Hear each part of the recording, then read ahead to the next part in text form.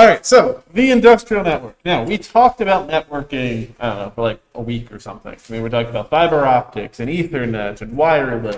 And, you know, those are kind of the big ones, but really copper. Copper is the way we communicate.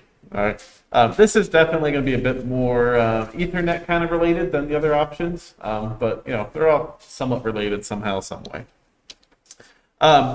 So first, your network. There's basically kind of three parts to a network. There's the devices that are going to be on the network. And that could be you know, a laptop, it could be a PLC, it could be a sensor, it could be your thermostat, your game console. You think about that. One of the things I like to ask people is, in your house, think about how many devices are on your network. All right, I'm going to give you guys a few minutes to kind of try to count this out in your head. But go ahead, take a minute and just think about how many devices are on your network at home. But anyway, there's a lot of devices on our network. So I have about 20 of them, not even counting smart outlets. I haven't gotten to that point of counting all of those. 15 or 16, like 10. You know, everyone's network is going to be different. You know, if it's just you living in a little apartment, then it's like, okay, I've got my phone, my laptop, and my TV or something. You're like, I got 3 things. When you start having like 10 people or 5 people living in your house, all of a sudden that number skyrockets just because it's like my phone, their phone, you know, everyone has a phone, everyone has a tablet, everyone has a computer. It's like, well, there's 15 devices for 5 people. And that doesn't count TVs or game consoles or DVD players or Chromecast, Fire TV sticks, you know, whatever the instances. So that number can start going up drastically. But anyway, we need to have devices. We need to have some sort of wiring or wireless network. All right. Again, mostly what you're seeing in networks nowadays, especially new networks, is just Ethernet. It's a standard that works well. We've got decent distances out of it. 300 feet, I'm calling it decent distance. You know, it's not a mile, but for the most part, you know, you're going to have a network control, your network cabinets spread throughout your building, and you're just going to be connected to the closest one, and that's going to hop to the next one. Great example of that is like it's every floor. Traditionally in the HCC, there's a network cabinet somewhere. So there's one on this floor. If you go up a floor, there's another one somewhere. If you go up a floor, there's another one somewhere. So they just kind of, you know, one per floor, and they kind of try to centrally locate it. So that way, you know, you get like, you know, a 600-foot radius that we can run devices. So, yeah. But yeah, Ethernet is kind of the go-to standard. We kind of beat that one with a stick. But there are other standards. There's DeviceNet, which is Allen Bradley. There's Profibus, which is Siemens. There's CAN bus, which is normally what you see in your car. There's Serial, which we've talked about. Parallel interfaces. The list just kind of goes on and on. So we have some sort of wire. And then we have the protocols. And that's actually how we're communicating. And again, that's going back to the standard that you're doing. So DeviceNet has its own protocols versus Ethernet versus Profinet. Yeah, Siemens couldn't use Ethernet, so they called it Profinet. It's still the Ethernet cable. It still works with standard Ethernet devices, like, you know, you can plug it into your laptop or switch or whatever. But they've got their own slightly different protocols involved there. And one of the weirdest, most awesome ones to me for Profinet is your device, your PLC that you're trying to access in the world of Siemens, does not have to have an IP address yet assigned to it yet for you to be able to find it on the network. Like, that is some witchery going on there. Like, that's just absolutely crazy to me that they've got it set up correctly, that they can be like, based on pinging MAC addresses, or I don't know how it works, but they've built that into their Profinet protocol that they can detect other PLCs or HMIs on the network, even if they don't have IP addresses, which you're not supposed to be able to do that. Other than like the initial, and you can't do much that way. I will say that. It's not like you can control it completely, but you can detect it enough to get to the settings to assign it an IP address. That to me is what's nuts. Oh, I can detect it, and I can assign an IP address, and then when I refresh, I can now find it, and I can do everything to it. So, just kind of an interesting little tidbit there. But anyway, the internet. All right. Anyone heard of Arpanet before? Arpanet came from ARPA, which is the Advanced Research Projects Agency of the United States Department of Defense. This is what the precursor to DARPA was. So the internet actually evolved from this. It was designed as to be a secure way to communicate for government purposes, and it kind of blossomed from there. That picture, that's a shame. And this was a packet-based network, so we're sending packets information, which I think overall by this point most of our networks are sending packets. And it was so successful that ARPA applied the same packet switching technology to tactical radios and satellites as well. So they said, okay, we're going to do this packet-based system, and they're like, wow, this actually works really well. We have very little errors, very little losses. When we do, we can just resend one packet or whatever. How can we apply this to our other communications technology? So this is how tactical radios and satellite actually got it added to it. Yeah. It does have a need for interoperability. So this allows for the interworking between the, basically this is what led to the development of TCP/IP. I really wish that I had the initial, Arpanet network.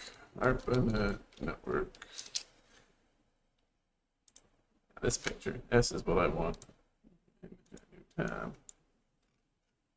That was the network back in 1969.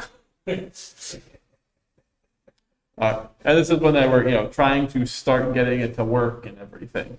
From what I remember of Arpanet, the first communication, like once I had all the protocols and everything set up and had all the wiring connected, and like, all right, it's time to actually test the system, they were able to send one character when the system crashed. Like they were trying to log in and they typed A and it just crashed out. It's like, damn. One character, that's impressive. I mean, considering this was like the beginning of the internet, it really is impressive that they were able to actually send something that distance. I don't remember where they were trying to log into, but it's probably like Utah to UCSB or something like that. And then we got to 1982 and we still have, we've got a lot more going on now. The other interesting thing here is if you look at this, even the 1969 one, other than Utah, the SRI, USCB, and UCLA, it was a redundant circle. So UCLA could talk directly to SRI, it could talk directly to UCSB, or if that one link was down, it could hopscotch its way around. So it was actually redundant. So if one path died, it could say, oh, I can't contact this way anymore, let me send my information that way now. And then you see the 1982 network. And again, there's so many different paths, basically everywhere. Okay, there's a few, but most of these, there are multiple different ways to communicate. So if just one part of the network goes down, you're pretty normally okay. But if multiple parts start going down, then we start actually having real problems. So kind of an interesting little tidbit there. Looking at that. But yeah, no, 1982. So this is before I was born. It's had all these. This network actually existed. That makes me laugh a little bit because I can remember like the modem. Like, okay, I can remember having to log into AOL to get on the internet. I thought that was really cool and neat. Instant message people and everything else. And this was, I don't know what year that was, but if I'm remembering it, it was probably at least 10, probably 15 or something. I don't know. But that was at least a decade, if not 2-3 decades before I had internet, that this actually existed, that we could send information like this. So that to me is absolutely amazing. All right.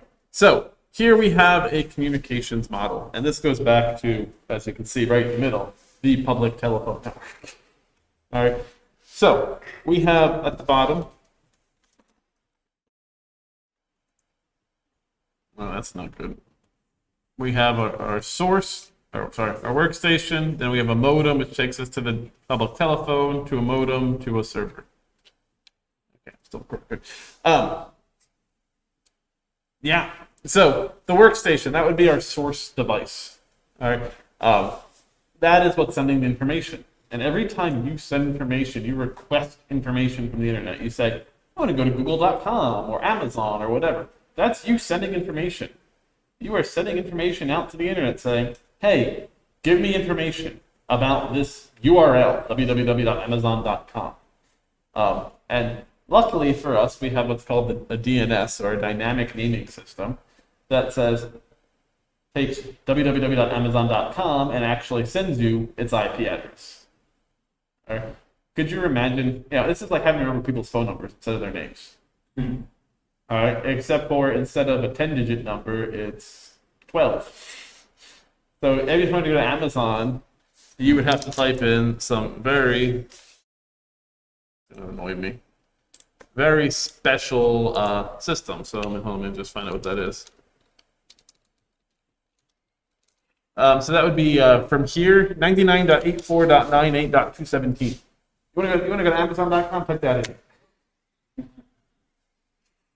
It sounds a bit on the annoying side, wouldn't you say?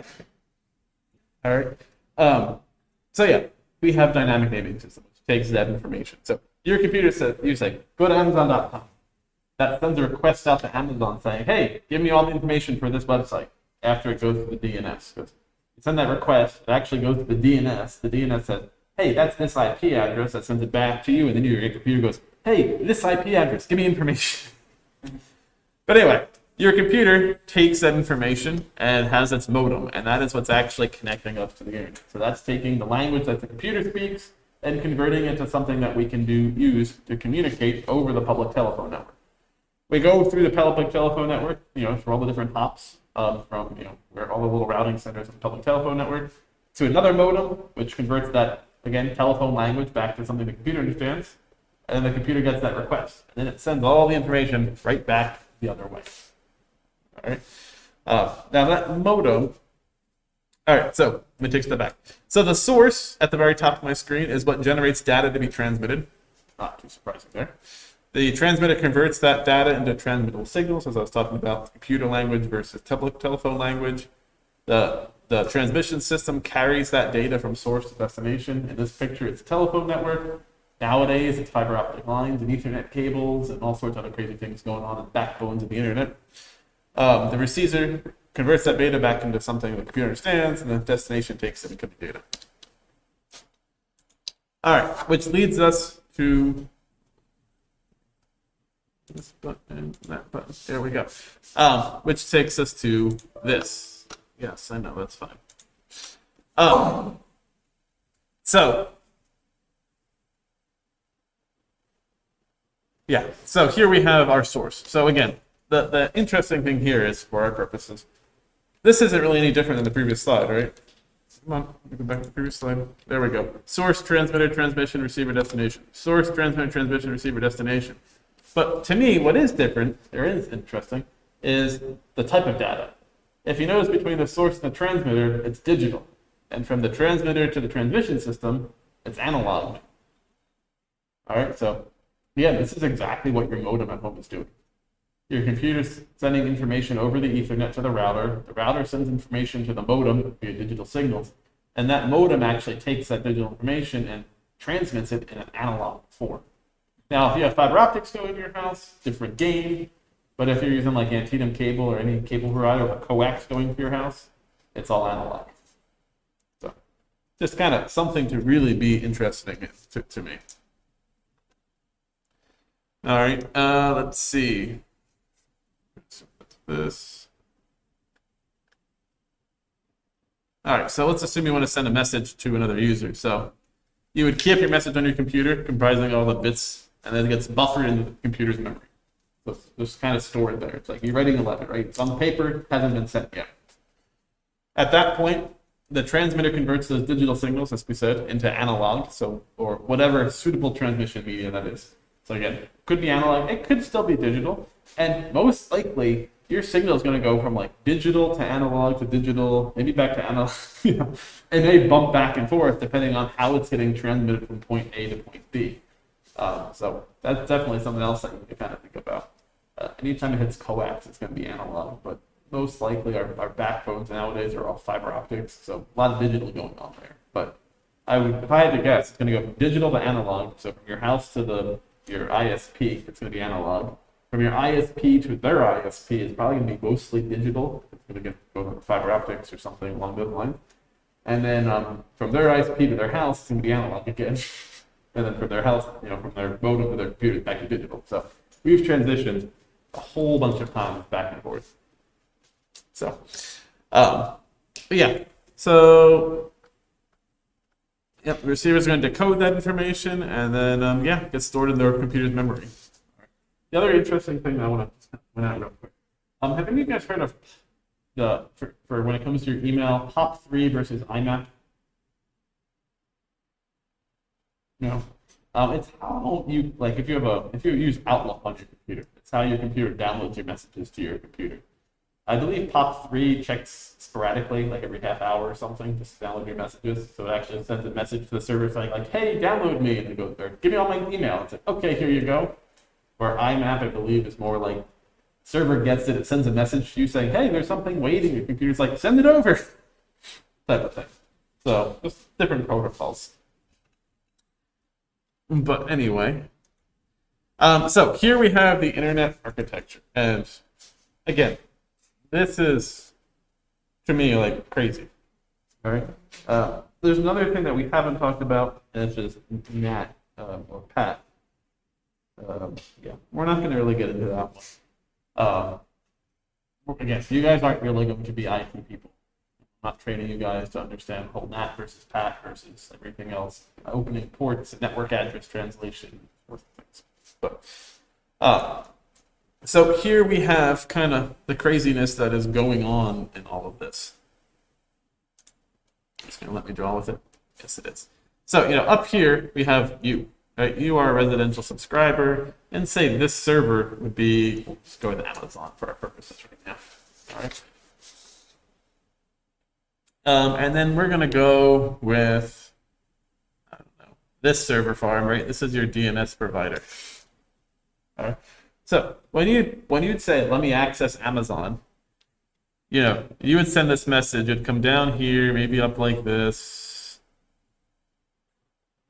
like that. Boom. And that'd be your first step. And then step 2 would be, let's go ahead and change the color up here. So that would then send information back. And it doesn't necessarily have to go the same exact way. The way it's going is what it thinks is the quickest path. So I've sent information. It's like, driving from here over to the mall.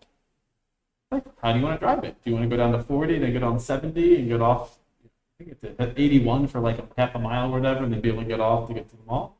Do you just drive through Funkstown and go over the little single-lane bridge? Do you drive through town and then go south past Lowe's and Sam's Club and whatnot on with 11? I'm hard with road names, so excuse my mom. But anyway, there's all different ways for you to get from point A to point B. And what do you think is the fastest? And I hate that game, but I love that game. It's like, which way do I think is fastest today? You just pick one. And unluckily, unless there's 2 or 3 cars driving and you all go different ways, you never actually know which is the fastest way. Because at that exact moment in time, the traffic is always different. So you could say, okay, today I'm going to drive this way, tomorrow I'm going to drive that way, and the third day I'm going to drive this way. And you go, the way I went day B was the quickest. Well, that was quickest on day B. Today, there could be an accident there, be worse. So it really depends on time of day and all other information. How many people are accessing the internet? So if you're ever like at your house, you're in it super slow, there's 10 other people at home with you watching Netflix, because there's so many people watching Netflix at your house. You only have so much data bandwidth that you're allowed to use, and Netflix is eating all that up. So now you only get a little itty bitty portion for you, when everyone else gets a smaller portion, which slows their streaming down and everything. So if you wait now and no one else is watching anything, so they're all eating dinner or asleep, now you have the full bandwidth to yourself, and now everything's just cruising. Same thing happens with Antietam. They've got however many thousands of customers that they're trying to serve internet to. Everybody says, "Oh, it's lunchtime, time for me to jump on the internet and waste half an hour because that's what I do during lunch." All of a sudden, they're just getting slammed with traffic, and everything just kind of takes a slowdown. So, but anyway, so step 1 was yellow. Step 2 was red. So that's now saying that, hey, we actually have our DNS we got the IP address. So now we're going to come out here and we're going to go this way and, all the way, there we go. Now we made to our ISP. Button that one. And then we've still got one more trip to make. Go blue. And that one's going to take the same path back because why not? Whew. That's a lot of freaking stuff going on. And the interesting, I would say interesting things. When it comes to DNS, you actually have your choice. Your ISP has the one that they default to. So if you don't specify one and you send information out, your ISP says, "Oh, you're looking for a DNS? Here's our card." Why did they pick that DNS? I've got no. They could be getting kickbacks from that company to use them. Whatever the case is. However, you can specify your DNS. One of the Google has one. I believe it's 8.8.8.8. Also 8.8.4.4 are also DNS are two for Google. It's a primary and secondary. You also have Cloudflare, which is 1.1.1.1. They also have 1.1.0.0 maybe. I'm not positive on that. But so you can actually pick your DNS, and supposedly Cloudflare saves you milliseconds of time by using them over Google's. So it actually means you're browsing the internet faster. Crazy as that seems. But anyway, so that is kind of the highway of the road. Now, one thing that I want to show you guys. So here I have command prompt. I wish I had a zoomed in screen, but I do not. So I'm going to make one. Give me a quick second. All right.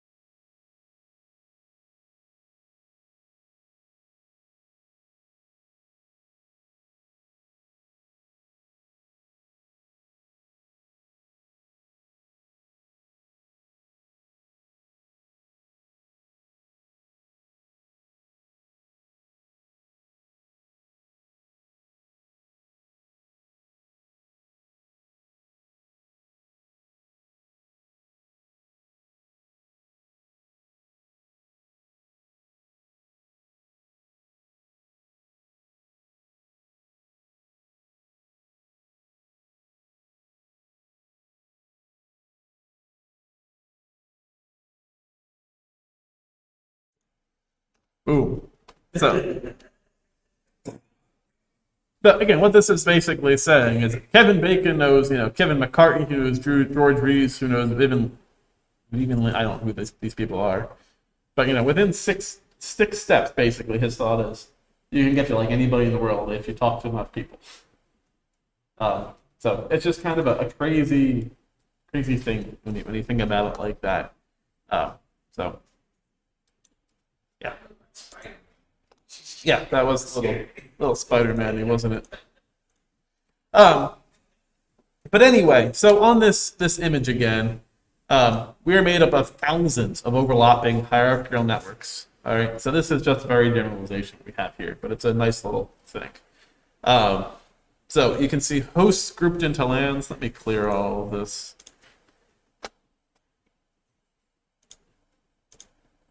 So you can see, hosts grouped into LANs. So we've got like the corporate LAN down here.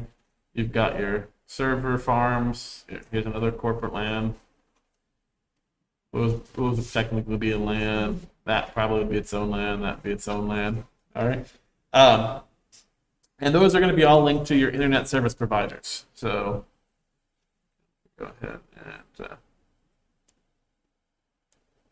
really not going to let me right click, huh? Somehow this got turned off. Oh, that's wonderful. Hey, now we're jumping all over. It's like I expected. All right, so you've got your regional service providers here. You got another one down there and one there. All right.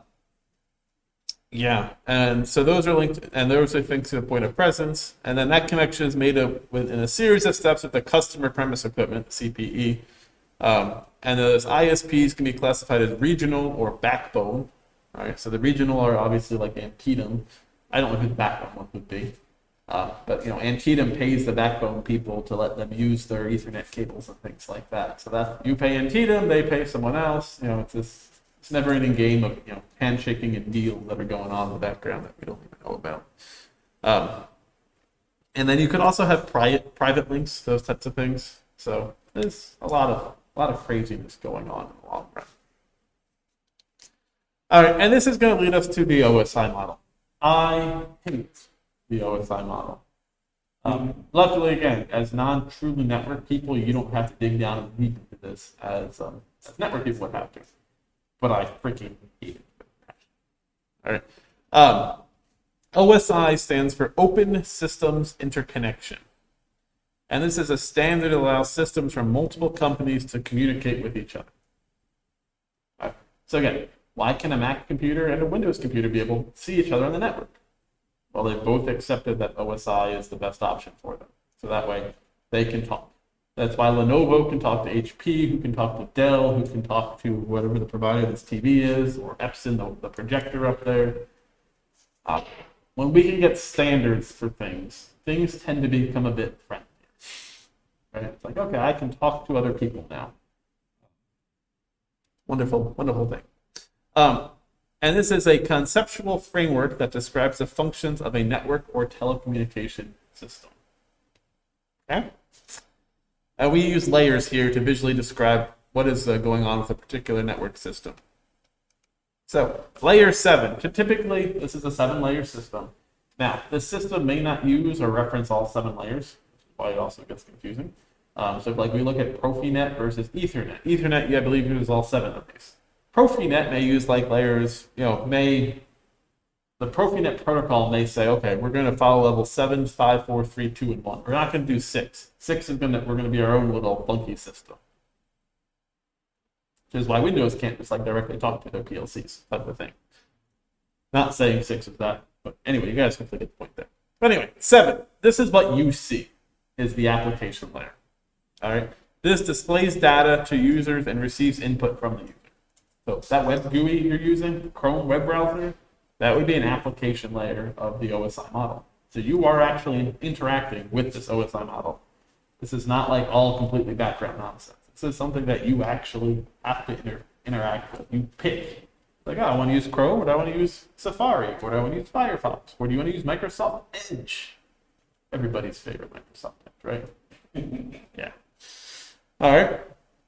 Now, this is not directly the application you're using, but it's what you're interacting with. So it's actually that data. So it's not truly Chrome or browser, or, but it's the data that the browsers are getting. 6 is the presentation layer, and this represents the preparation or translation of application format to network format, or from network formatting to application, which way we're going. All right. This layer presents the data for the application or the network. So this is kind of like the network layer information comes to this. This takes it, translates it, and presents it to the application layer, so that way the web browser can actually show you what's going on. Because I just saw Trevor cover his eyes, oh my god, this is so confusing. This is why I hate the OSI Mac. All right, if you ever become a network engineer or something, you're going to be stuck with this. You're like, hey, I need to set up a firewall to block, whatever. It's like, well, do I use this or do I use that, or how am I going to do it? Networking, I have a love-hate relationship with. I'm overall a huge fan of networking. I'm a bit on the nerdy side there. Probably surprising to you guys, having met me by this point. All right. But yeah, it's like I've got, you go buy a router for your house. It's like, okay, you bought a D-Link router. Probably 90% of you guys might have changed your Wi-Fi password, and you might have opened a port or something for your gaming system, or prioritized it or something. And that's about all you ever touch on your network router. Me, I'm like, screw D-Link's firmware. Let me put something else on here that allows me more control. So that's the type of thing that I've done. So, and I've done that to many routers. There's one sitting over there that is from Linksys that I put different firmware on, so I can actually bring HEC's network into it and redistribute it. That's a different Wi-Fi name. So that way, all of us can connect with one connection to the Wi-Fi here. Makes my life easier by doing that.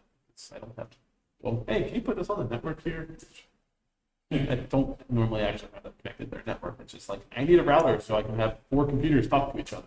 Ethernet wise, or 4 PLCs. Router just makes my life easier. So, but anyway, the presentation layer also deals with encryption and decryption of your data. All right. The session layer, which is layer 5. This layer involves setting up coordination. How long should the system wait for a response, for example, and termination between the applications at each end of the session.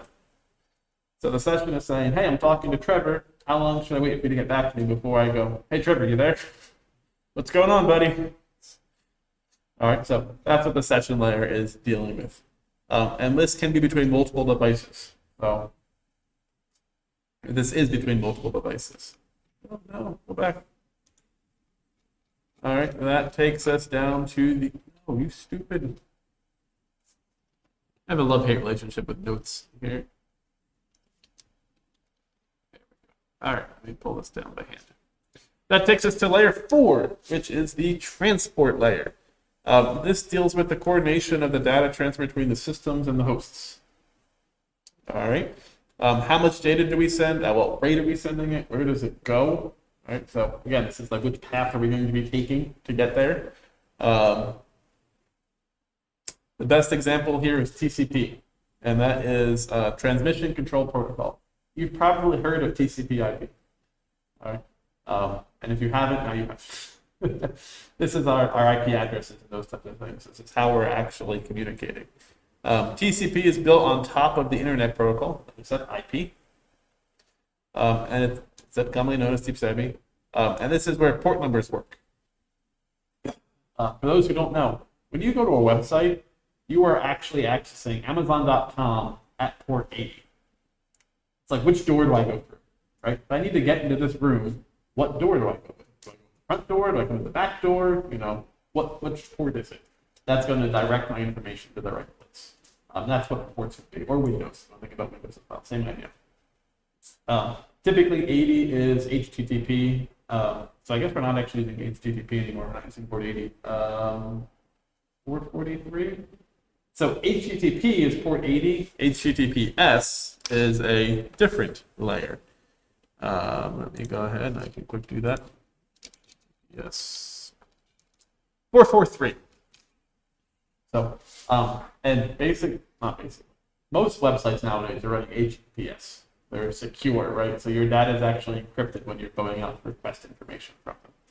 Another port that you might see is SSH, which would be like port 21. So there's just a whole list. Just because the default port is 80 doesn't mean you actually have to use port 80. All right. You could either set it up as a rule, so whenever someone goes to Amazon.com, it automatically redirects them from 80 to 632 or something like that. You can pick your port. Or you can make them type :632 into their web browser when they're trying to access your website. So kind of annoying in that aspect, but it is something that could be done. So it really comes down to what you're trying to do. All right. Network 3. This is our the network layer. So we already talked about traceroute where we're jumping through hoops. That's what I've got showed over here on the right-hand side of my screen.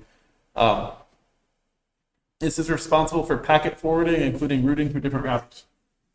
So again, your computer, when you're trying to access Amazon, it takes that request and makes a packet out of it. I forget what all is in that packet. But the header, the big thing in the front is what IP address you're trying to get to. So my computer says, my modem says, I don't know where Amazon.com is, so it's not locally, so I'm going to send it out the WAN port. And the WAN port sends it to my Antietam's network. And that says, well, I don't know right where it is, but it's somewhere in that direction. So it sends you on that port. And then that router goes to the next one and goes, oh, it's this way. Oh, it's that way. It keeps just hopscotching. So it's like, I don't know where this is, but I think it's this way. It kind of sends it to the next node, and sends it to the next node, and sends it to the next node. And we do have past kind of networks building. So it's like, most of these routers have a pretty good idea of what IP addresses are or what direction type of thing. About port 1 or port 2 type of reason here. All right. So that's port forwarding. It's taking information and saying, okay, forward to the next one, forward to the next one. Just kind of keep passing that packet until it gets to our final destination. And each of those steps, that's one of these numbers right here, right? So this was me going to Google whenever I did this. And, step 1 was a request timeout. So then we went to here, then there, then there. So each one of those was getting forwarded and forwarded and forwarded until it finally made it to Amazon. All right. And our IP addresses. We're talking about IP version 4. That's kind of our go-to one. IP version 6 is coming out. It is out. Like, you can get IP version 6 addresses. Windows 10, I think 7 even supports it. Supports IP version 6 addresses. Unluckily, we are all going to transition to those in probably the next 20 years. But again, there's no need to have IP version 6 in your house, other than standardization across everything. I think it would make more sense to keep IP version 4 for the houses and IP version 6 for the wide internet, but not my choice. I am not nowhere near, and no one's even listening when I tell them that. Now we go down to the data link layer. This is node-to-node data transfer between two directly connected nodes. This also handles error correction from the physical layer. So that would be down one layer. Let's go. Oh, there was a problem here. Send that information again. All right. There are two sub-levels here. We have our MAC address, our media access control. Hopefully you've all heard of those. Every device that is meant to connect to the internet, Ethernet, wired or wireless, has a MAC address. That MAC address is hard-coded from the factory. Can you change it on many devices? Yes. In fact, Android has implemented, I know Android, I think Apple does it too, randomizing MAC addresses when you connect to like unsecured Wi-Fi. So so your MAC address is like your social security number. All right. It's who you are. Now, your name is Greg. My name is Greg. I go by Gregory, or Frank, or Bob, or whatever nicknames might be. That kind of be your IP addresses. So here I go by Greg. When I'm at home, I go by Dad. When I'm here, wherever you are. Every different network connector, your IP address could change. And even at home, day by day, your IP address might change. Every time your phone disconnects and reconnects, it could get a different IP address. It all comes down to how your router is set up. Some routers go, okay, your MAC address is this, I'm going to give you this IP address. I'm going to kind of keep that reserved for you until I really need to assign it to somebody else. Some don't give it to them. It's like, okay, there's device 100, 101, and 102 are connected. Your phone connects, you're 103 today. Tomorrow you come home, your wife's already there, she's 103, you're 104. All right. So your IP address changes. Your MAC address in the long run does not change. But for security reasons, Apple, I'm pretty sure Apple does it, no Android does. They do MAC address randomization. So they're actually changing your MAC address every time you connect to a new Wi-Fi to help keep people from tracking you as much. Because if they can track that, oh, this MAC address is on my Wi-Fi, and I know this MAC address is Greg's cell phone, I now know where Greg is. So I just have to figure out which Wi-Fi network he's connected to, and boom, I now know where Greg is. But by changing MAC addresses when you connect to these networks, now it's much harder for me to track you from location to location to location. So, but anyway, MAC address should overall stay the same. The other sublevel is the logical link control. Most network switches, the devices that you actually plug your Ethernet ports into, or your Wi-Fi router connects to, this is the level that they're working at. Some of them work at the network layer, level 3, and that's the whole reason of working at level 3 for switches is to support VLANs, or virtual local area networks.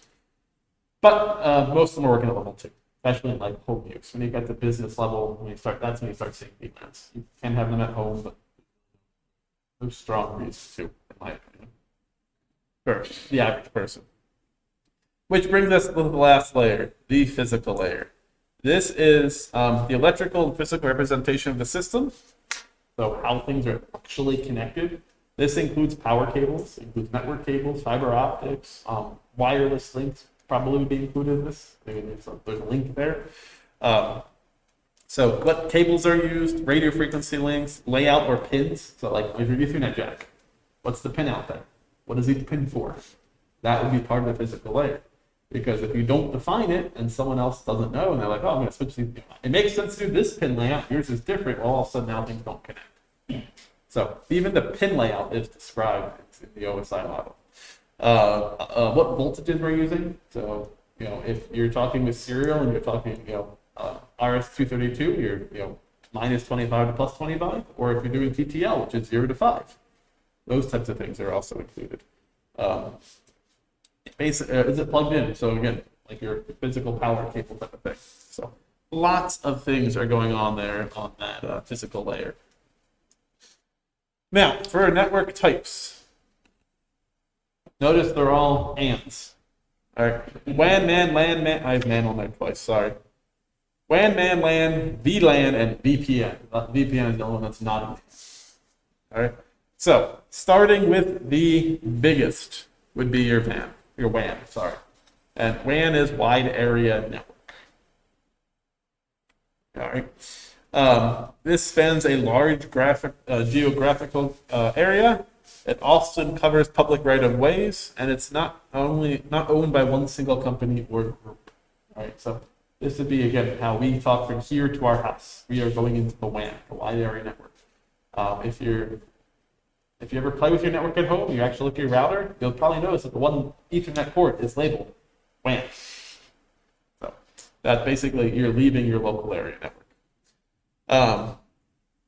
And we rely in part on common carrier circuits, which is an entity that provides wired or wireless communication service to the general public for a fee. So again, talking about the ISPs and all the other things that are working in there. Next, we kind of go down a level. We go into a MAN, which is a Metropolitan Area Network. And this is a middle ground between a LAN and WAN. So a WAN is like whole worldwide internet. A MAN might be a city. All right. I like to describe a MAN as HCC. All right. We're not a whole city, but we have a whole bunch of small LANs. This building is its own probably LAN. You go to the CPB building, that's its own LAN. ATC, that's its own LAN. Each one of these is its own little subsection. So this could be private or public networks. It just depends on the situation. We do have high speed in a large area. That's why I like to think of HCC as a MAN. Okay, whole bunch of small LANs, kind of controlled by one. After that, we go down to our LAN, which is our local area network. This is starting to get annoying. Go back. Thank you. We have our LAN, as I was saying. So this is smaller in scope, maybe a building.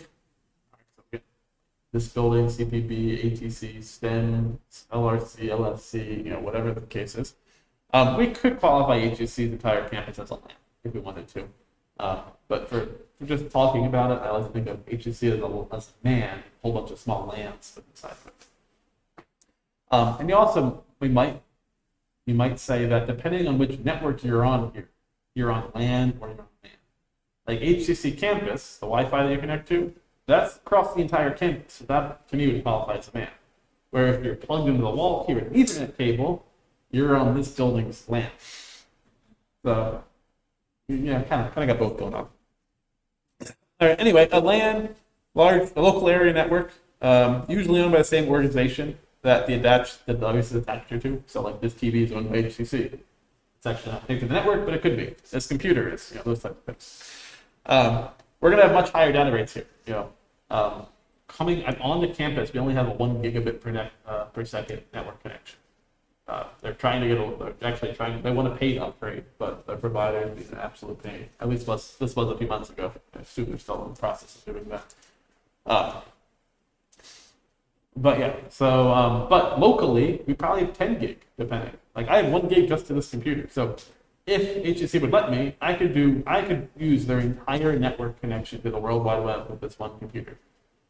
Because I've got 1 gig network coming into this, off the Ethernet switches, and I have 1 gig coming on the campus. So in theory, I could use the entire internet speed on one computer at a time.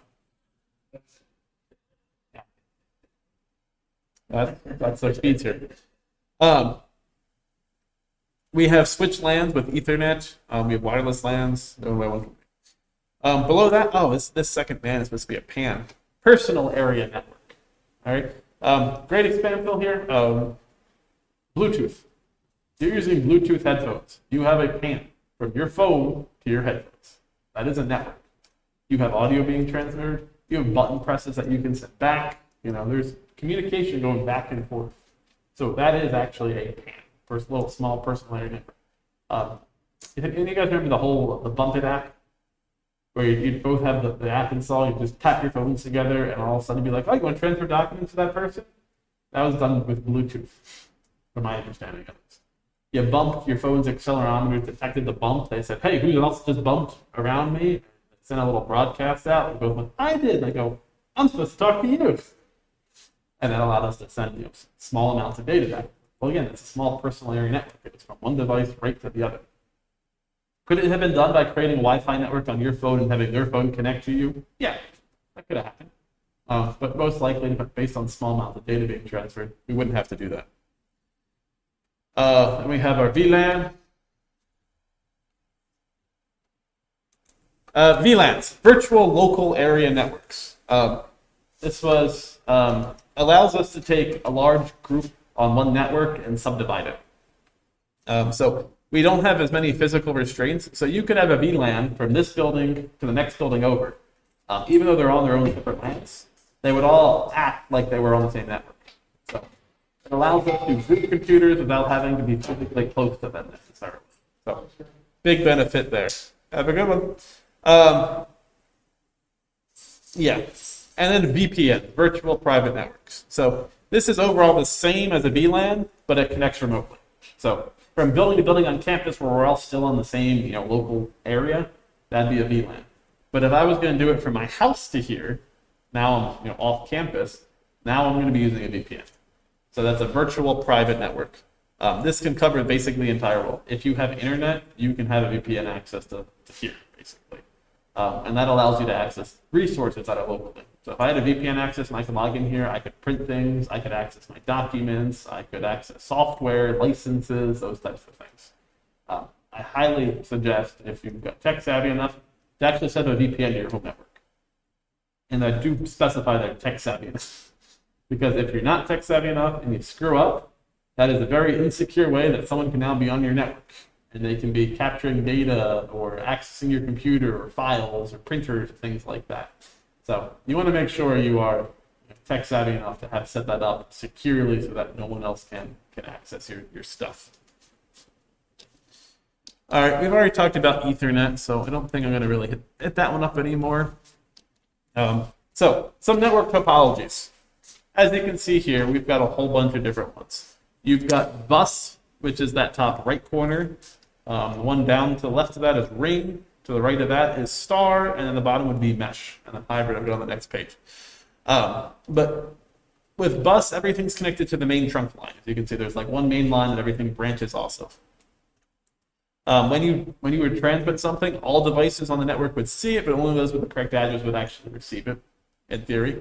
If anything breaks on this, you're kind of up a creek, especially that main trunk line. If that breaks, there's like no going back type of thing. But it is one of the least expensive options.